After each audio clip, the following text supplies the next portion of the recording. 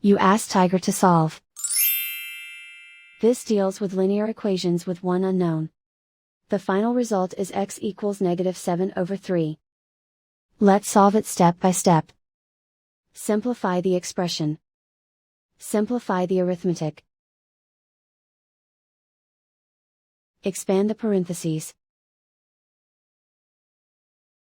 Group like terms. Simplify the arithmetic.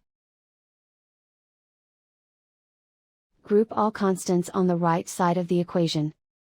Subtract 7 from both sides.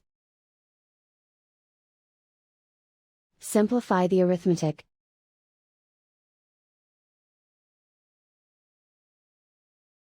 Isolate the x. Divide both sides by 3. Simplify the fraction.